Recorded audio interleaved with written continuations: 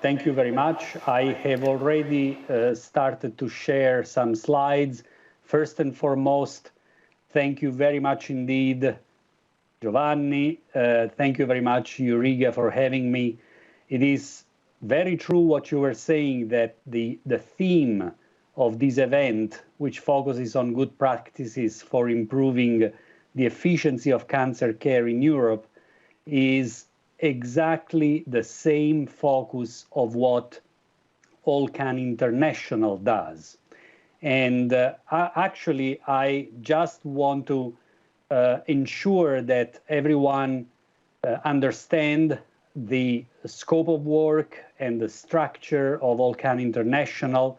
It is a multi-stakeholder global coalition that focuses on cancer care efficiency and aims really to improve health outcomes for cancer patients around the world by generating, promoting, and advocating for evidence-based and measurable improvements in cancer care research, policy, and practice. Now I have to move on the slides. Let me see. There you go. It is a global organization, as you will see on the screen in a moment, in the sense that it doesn't only focus on Europe, but it truly spans from Australia, Japan, South Korea to the other part of the world, Argentina, Colombia, Mexico, Canada, and of course, it has many European countries within its 30-strong membership. At the same time, you were alluding to the fact that patient organizations are core in the work that we undertake, because, as I was saying, the focus on efficiency is through the lens of patient interests and society at large. Now, I don't know if you can see the slides moving, because technically I only see my picture. Only the first. We are only on the first slide.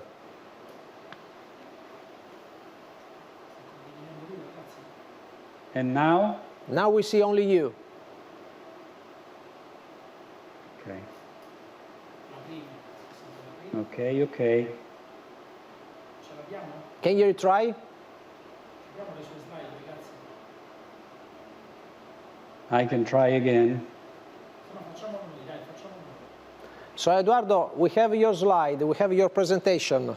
So if you tell us when we have to skip to the next slide, we can share from here. Okay.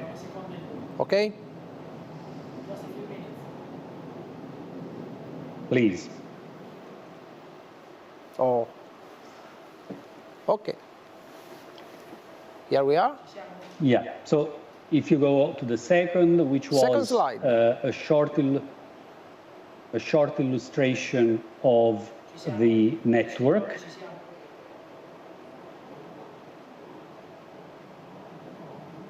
Okay, we have it. You can go, Eduardo. We are on the second. You can see the second. Okay, interesting. Second slide, please. Okay.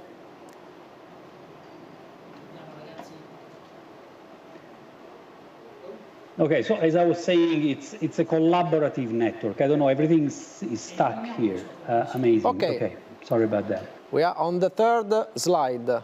What is efficient cancer care? On the second, yeah, great. I cannot see where we are, but okay. The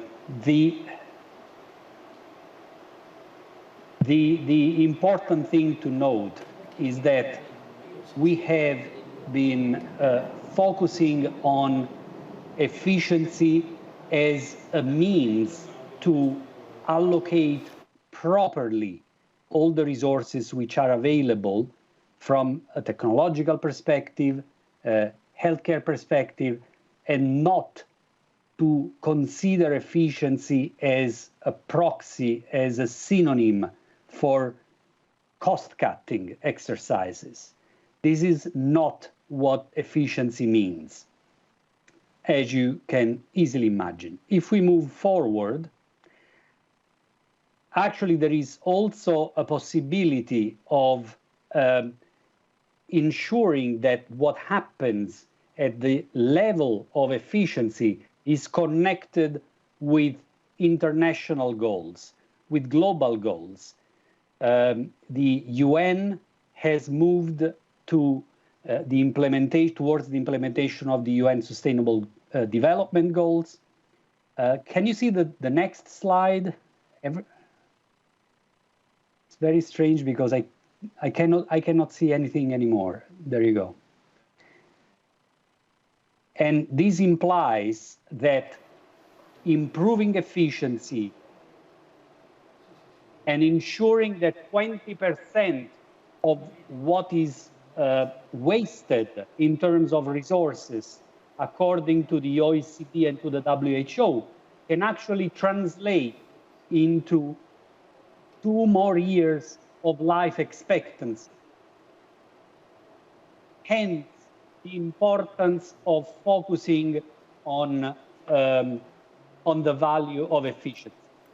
Now, the slide that you have starts demonstrating. Sorry, I cannot even hear now. There is a strong noise, background noise. There is noise. Just a moment, Eduardo.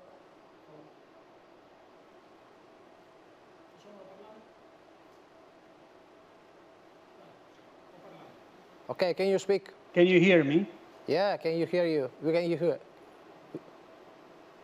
Good, okay. So the blueprint on efficiency, which we have launched only a couple of months ago, starts with overarching values, which are those that you have on the slide in front of you now. And the first value has got to do with people centricity.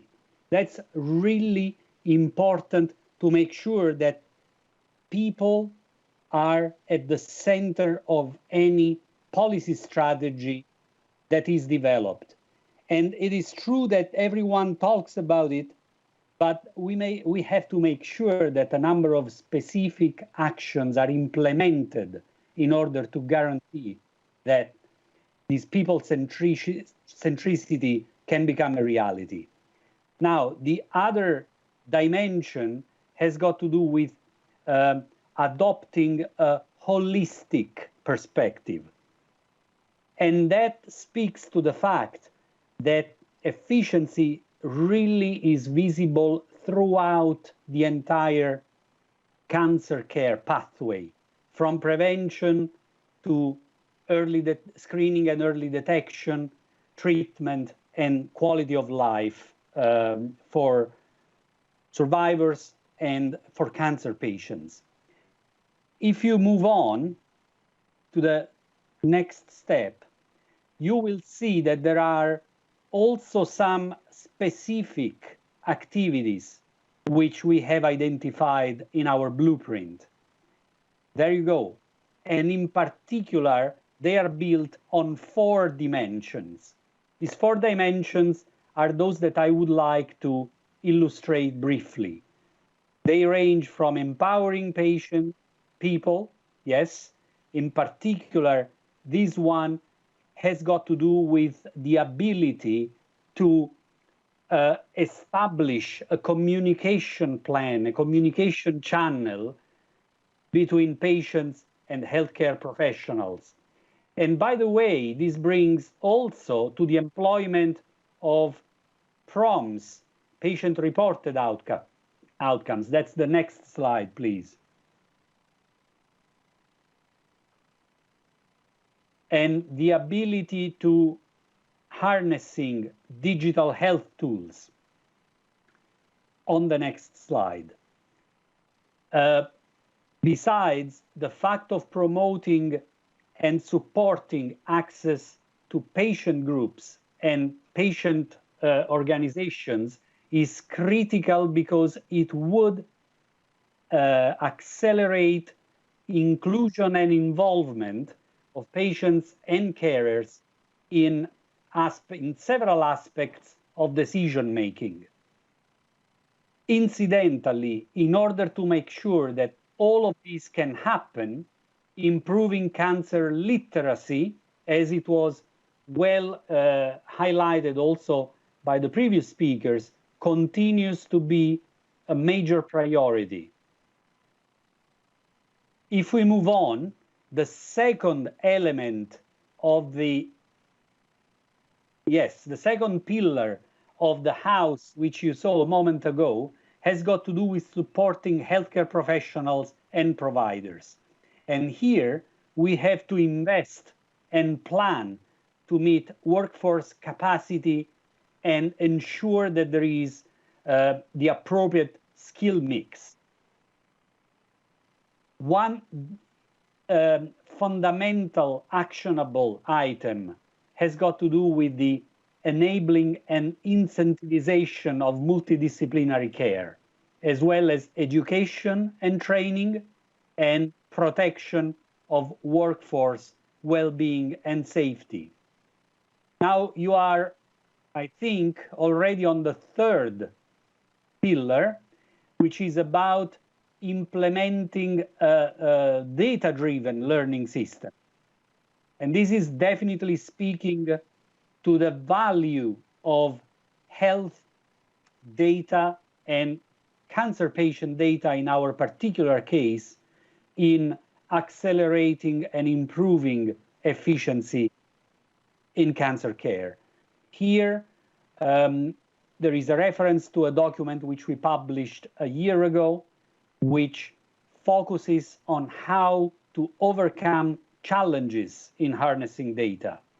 And the recommendations which are included in there have got to do with data quality, the governance of data, the importance of trust, the importance of ensuring that healthcare professionals are buying into the system. All these elements, by the way, are perfectly aligned and well illustrated in the European Health Data Space proposal, which was presented by the Commission yesterday, I believe it was, or 2 days ago. So that's another major area for action. Finally, there is a fourth pillar which relates to investing in efficient technologies. If you can move to the next slide, please. And investing in efficient technologies, in essence, amounts to making sure that we move towards a value-based healthcare system, whereby we disinvest from inefficient technologies and practices, and we move towards the adoption of technologies which, on the contrary, are improving health outcomes in a measurable way and are accessible in an equitable manner by all patients and all citizens around Europe and around the world. So these would be also consistent with the fact of ensuring that a regulatory and policy framework is implemented with a view to incentivizing and fostering efficient technologies, innovative technologies, but also existing technologies. This probably is consistent, is a consistent goal, I should say, with the pharmaceutical strategy that the European Union is also launching these days. So these four pillars summarize what the blueprint for efficiency could look like, should look like, according to All.Can. One final point, Giovanni and everyone, one final point on the next slide relates to the fact that we also recommend the implementation of certain actions. Very noisy. Thank you, Eduardo. That will ensure. Thank you so much, Yes, Eduardo. So if I Thank wanted, you. if I